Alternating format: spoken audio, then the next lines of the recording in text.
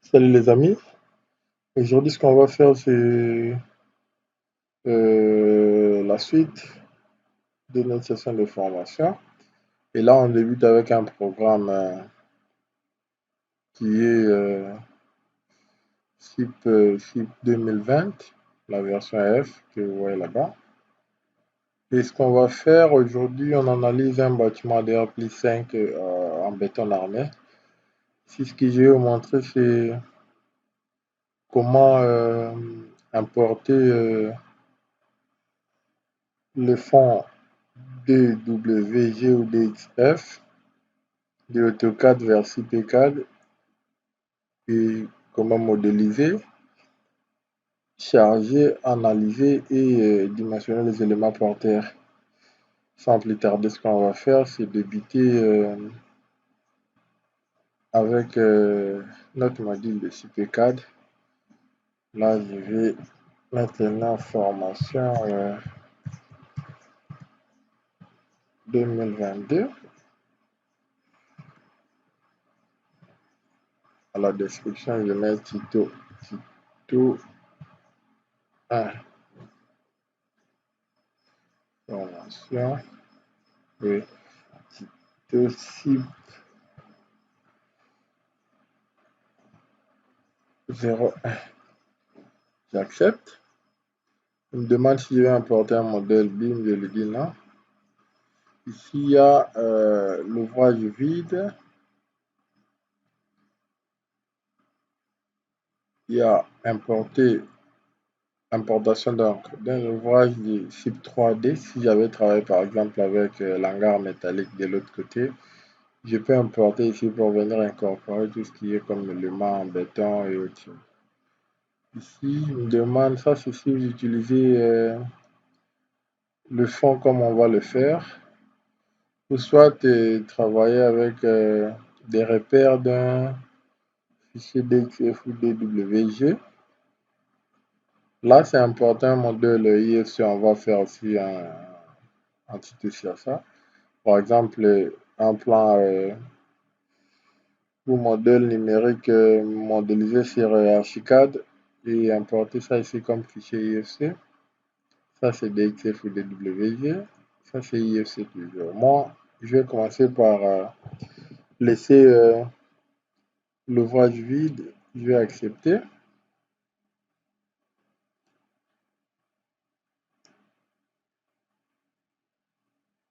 Il va se charger un peu. De là, vous voyez, le nom c'est ça, ce qu'on a vu. Il y a moyen de décrire encore ici. Et ici, qu'est-ce qu'on va faire? Je vais rapidement.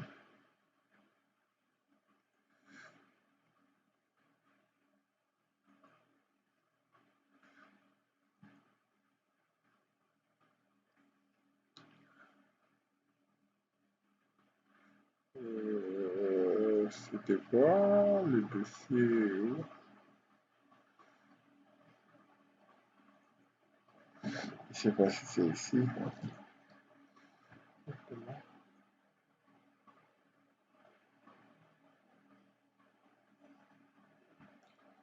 Non, c'est pas ici.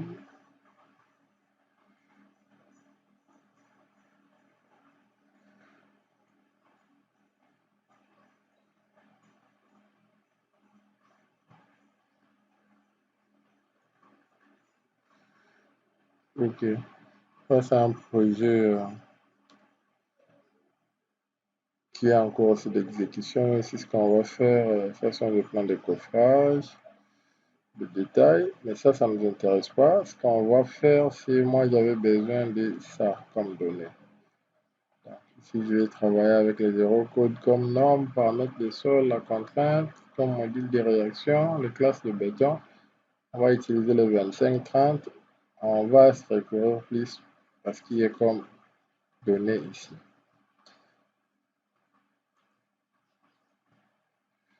Donc, pour le faire, je suis là, la norme va déjà c'est code 2. Si je clique là-bas, il y a possibilité de venir ici, changer, sélectionner la norme que je veux. pour le béton, c'est ça, le 25-30 pour le plancher, fondation, poteau et mur. Pour la fondation, il y a moyen de spécifier la valeur de la contrainte déjà à partir d'ici. Et vous pouvez vérifier vos semelles par rapport au glissement et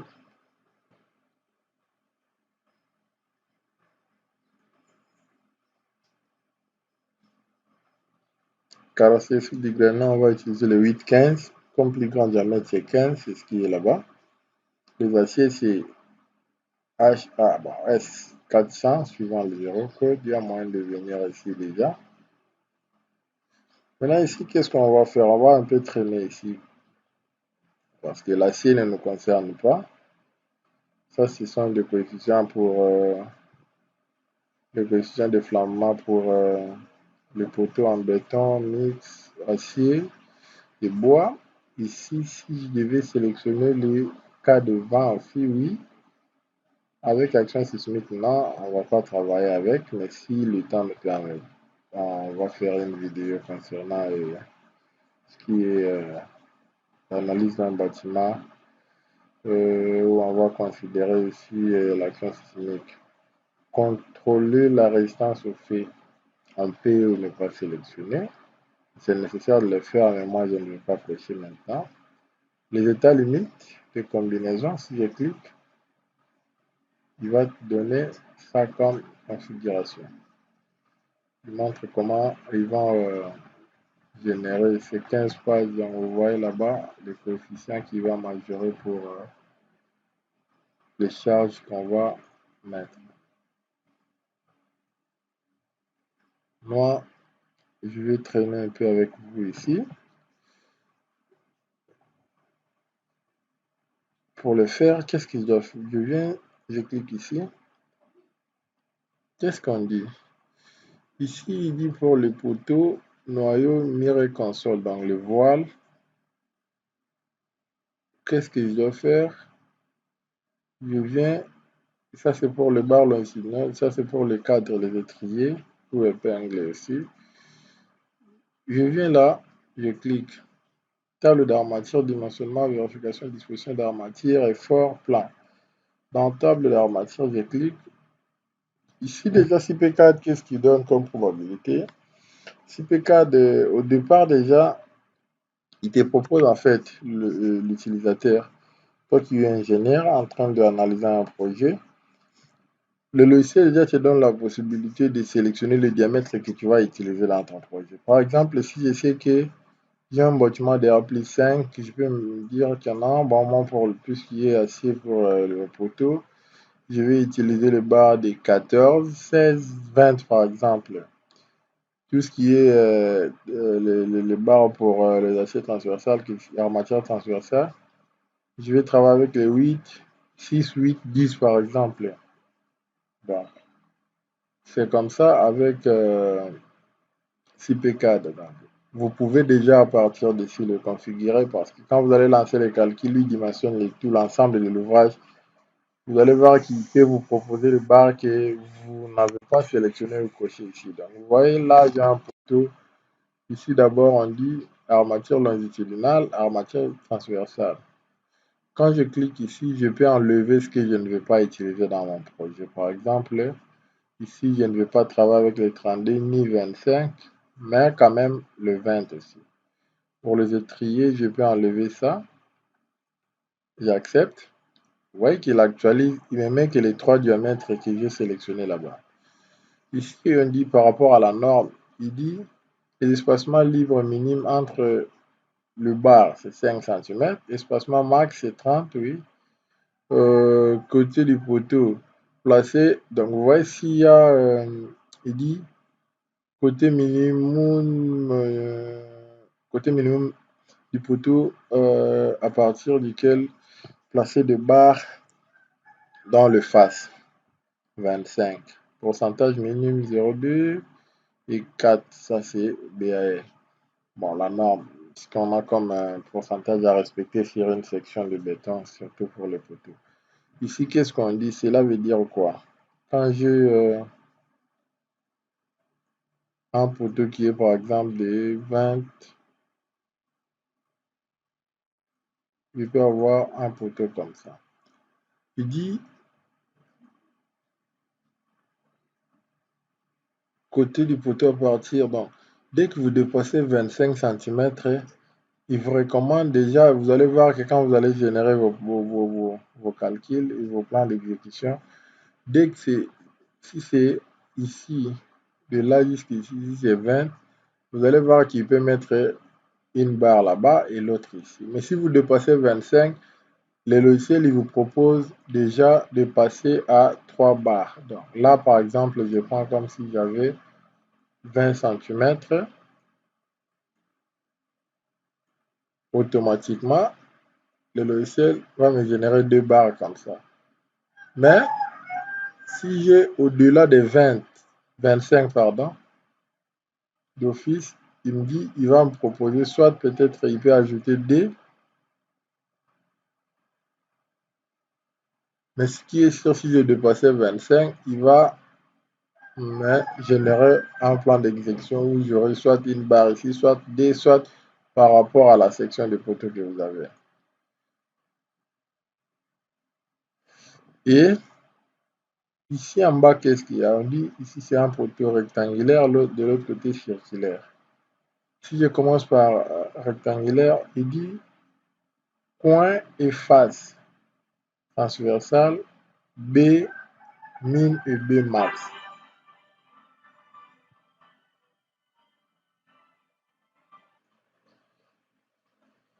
Et c'est ce que je disais donc à partir, ça c'est coin et face pour le poteau rectangulaire.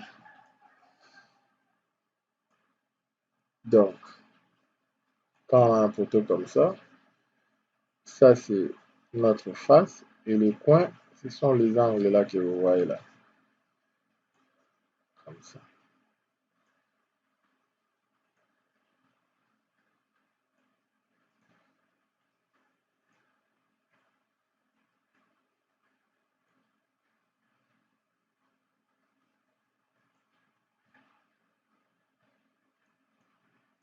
Donc ça, ce sont les barres de coin.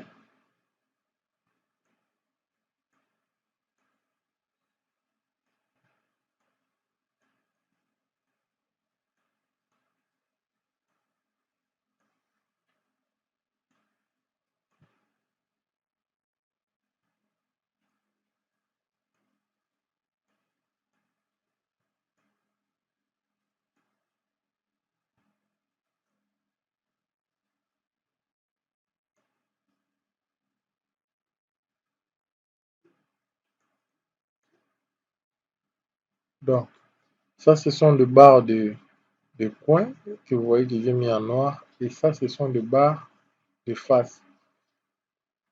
Ici, quand il dit pour les coins, quand il y a le diamètre 12, 16, 20, qu'on a sélectionné bien sûr.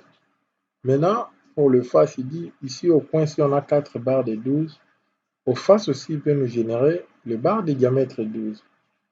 Par contre, si on a le barre de 12 au coin, il n'y a pas moyen qu'il nous génère le barre de 16 ni 20. Quand on a le barre de 16 au coin, il doit nous générer le barre de 16 quand on a le diamètre 12 au coin, il doit nous générer, je dis pas le diamètre 12 au face, mais toujours le diamètre 16. Quand on a le barre de 20 au coin, qui me génère aussi le barre de 20 au face. Pour que je ne vois un poteau, peut-être après calcul, qui me génère des poteaux qui ont, vous voyez, 4 barres de 16 au coin et des barres de 12, peut-être qui peut appliquer dans mes faces.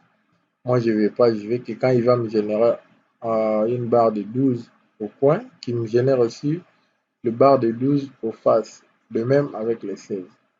Pour les étriers, quand j'ai le barre de 12, il peut utiliser les barres de 6 et 8, de même avec les autres. Ici, je pouvais même passer jusqu'à 10, mais je vais me limiter un peu là. Et ici, B min et B max, ici on dit quand le poteau, votre côté B du poteau, la section B du poteau entière, est dans le de 0 à 1000 cm. De l'autre côté, c'est de 0 à 1000. De là, il peut passer aux barres de 20 qui, quand un poteau commence avec 25 cm comme petit côté et il peut aller jusqu'à 1000. Donc, quand on a un poteau qui est quand on a un poteau du genre comme ça, ici il y a 20, il ne faut pas chercher ou s'attendre à ce que le logiciel puisse générer le bar de 20. Déjà ici, il faut, si tu veux, tu dois venir changer ici. Pourquoi? Parce que tu ne peux pas t'attendre à ce que quand tu lances tes calculs, tu as des poteaux de 15 et tu veux à ce qu'il te donne le bar de 20, alors que ici tu avais spécifié que le B1000 doit être 25. Espacement minime entre les barres, donc entre deux barres comme ça, de là jusqu'ici, c'est ça qu'il appelle l'espacement minime qui doit être comme ça. Si je viens là, je peux voir ce que j'ai généré. Vous voyez que CP4, il me donne beaucoup de probabilités. Ici, c'est un poteau rectangulaire. On me dit quand j'ai une section de 30 x 30 avec 4 barres de 12 au coin et 0 barres suivant face X et Y, qu'est-ce que j'aurai comme valeur de pourcentage d'acier? On me dit ici, il y a 0,5% avec un poteau de 30 carrés. Si je passe toujours avec un poteau de 30 carrés, mais avec 4 barres de 12 au coin et 2 barres aux faces X, je clique. Le D qu'il a ajouté, c'est ça. J'ai 0,75. Si je viens là, je peux changer, je lui dis 30-50. Vous allez voir que la valeur ici va diminuer vu qu'on va augmenter la section de béton. Là, je descends à 0,45, mais toujours avec ça. Si je passe, il doit me générer ça. Je suis à 0,60. Ainsi, je peux aussi mettre ça ici jusqu'à 100. Un poteau comme ça. Voilà, il génère le bar. Vous voyez que le nombre de barres de face dépend aussi de la largeur de ton poteau. Je peux passer aussi de même au circulaire où il y a un poteau de 30 comme diamètre avec 6 barres parce que par défaut déjà un poteau circulaire ne peut pas avoir moins de 6 barres. Un poteau porteur bien sûr. Je viens là, je valide toujours ça. Je peux essayer avec les barres de 16, qu'est-ce que ça va donner et voir un peu. Là, je vais fermer. Ici, c'est bon. Je ferme.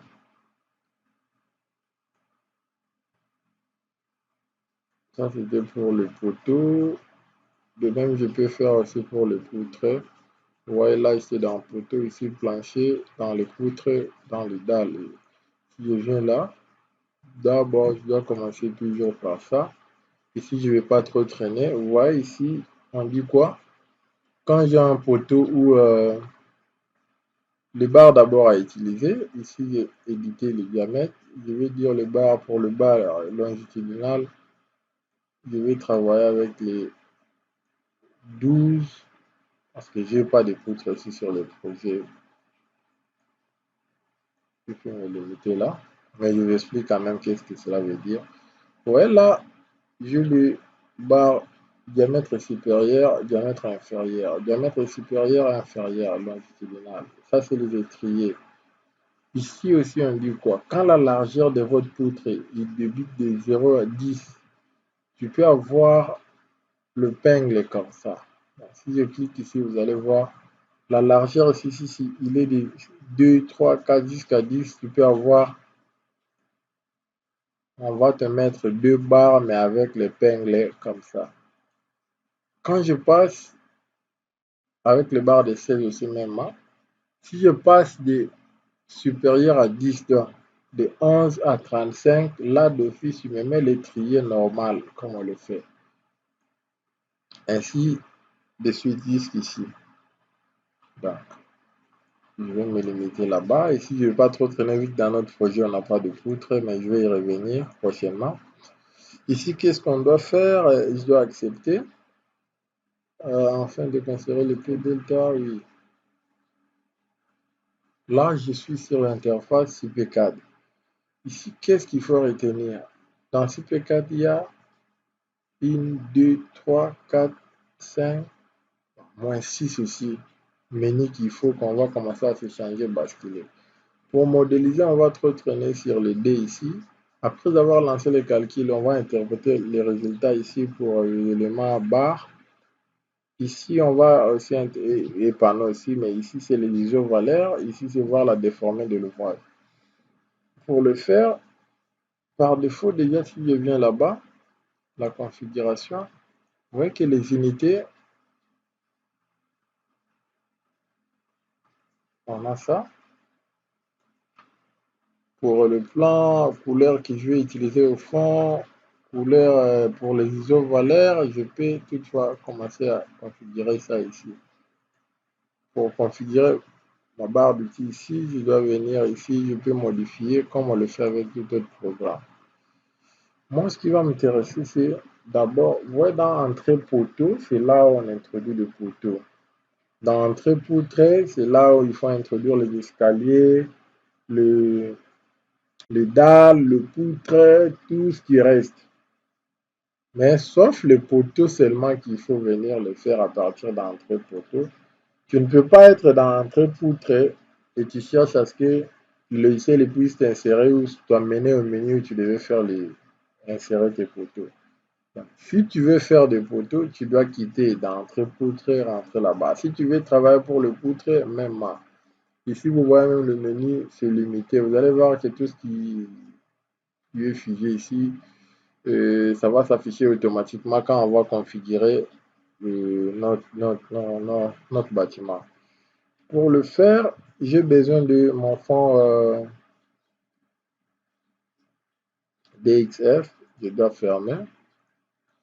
Je rentre rapidement ici. C'est ça le projet. Ici, on me dit que c'est des RDCC R plus 3, R plus 4 et R plus 5. En fait, j'ai voulu le faire comme ça parce que je voulais un peu plus vous montrer comment il fallait travailler dans des cas de plancher dalles comme ça où il n'y a pas de retombées de poutres partout. Prochainement, on va travailler sur le projet ici. Mais on va maintenant insérer des poutres pour voir aussi comment dimensionner ou analyser les poutres. Soit au dernier niveau, ce qu'on peut faire, on peut insérer des poutres rapidement pour quand même vous montrer comment il fallait.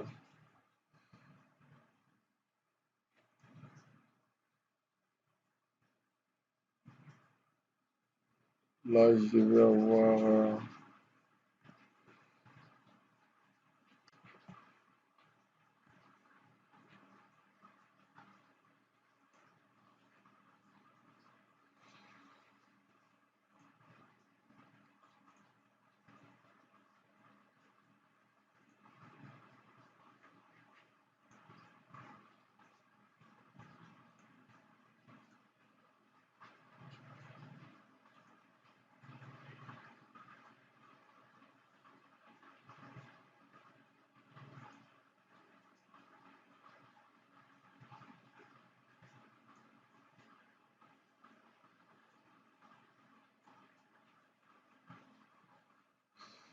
Ça va nous prendre du temps.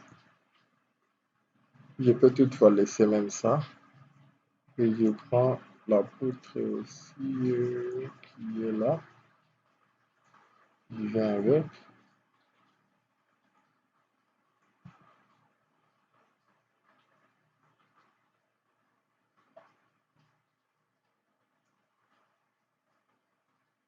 Parce qu'il y a un petit décalage.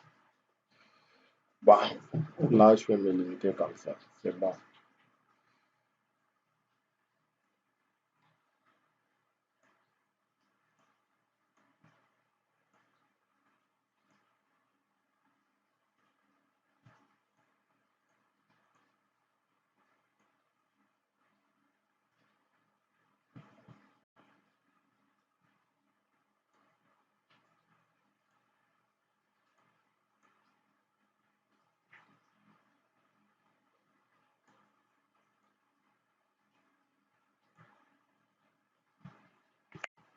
Ok.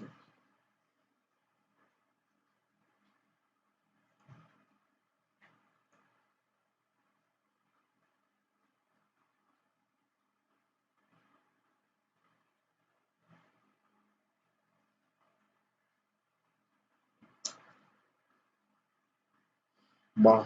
Avec ça, le nécessaire est de vous montrer seulement comment dimensionner une ou traiter les erreurs de calcul sur P4, sur le poutre.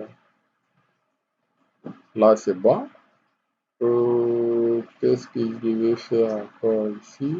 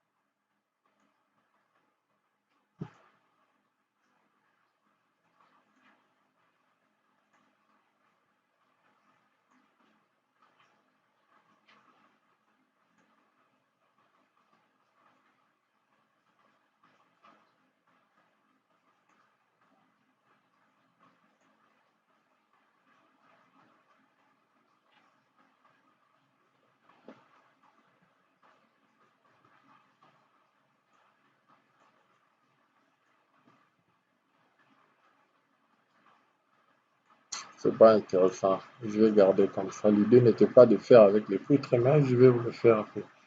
Je peux me limiter là.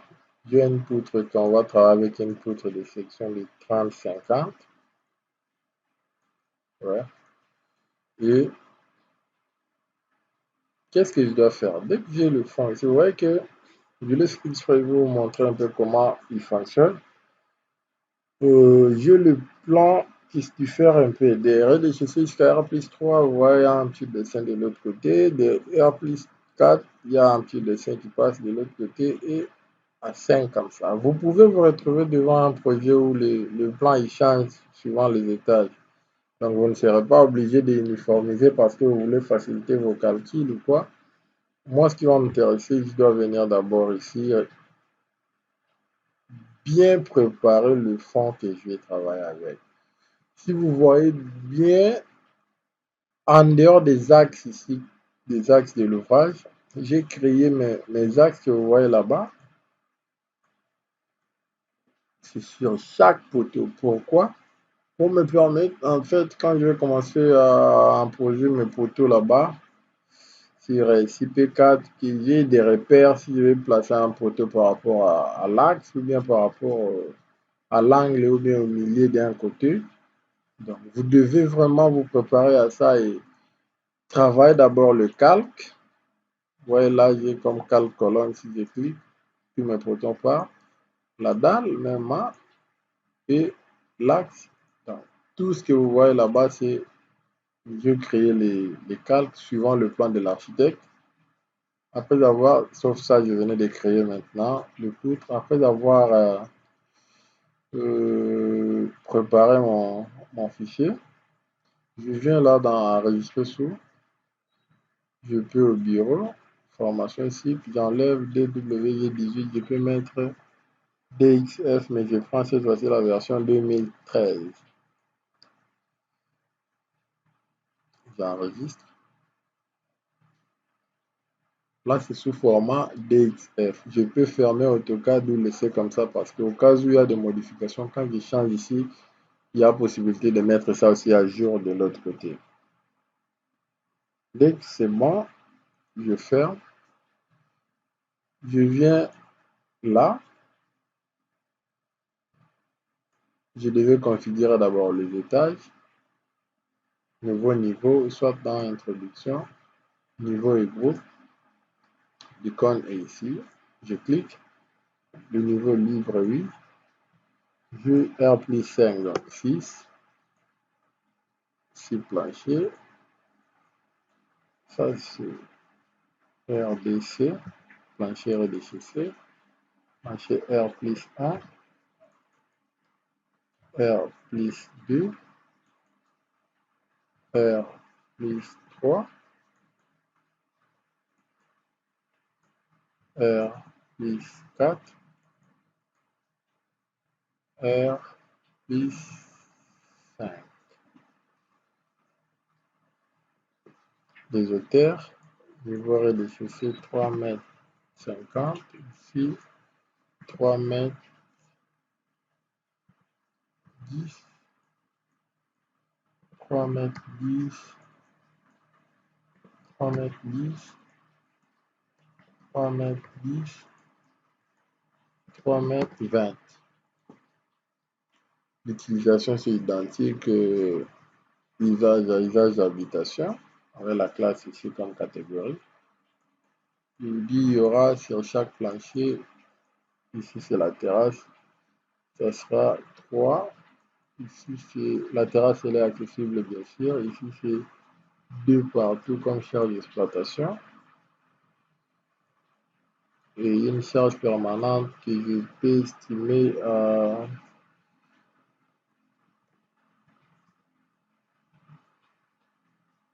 1,26 partout. Soit je mets 2,5 de cloisonnement directement sur chaque plancher, sauf là-bas, je peux mettre 1.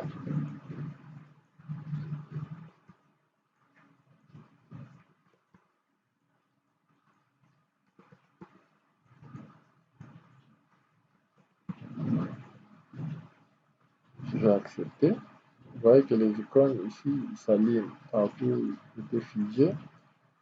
Et de là, je peux maintenant importer mon fond d'écran.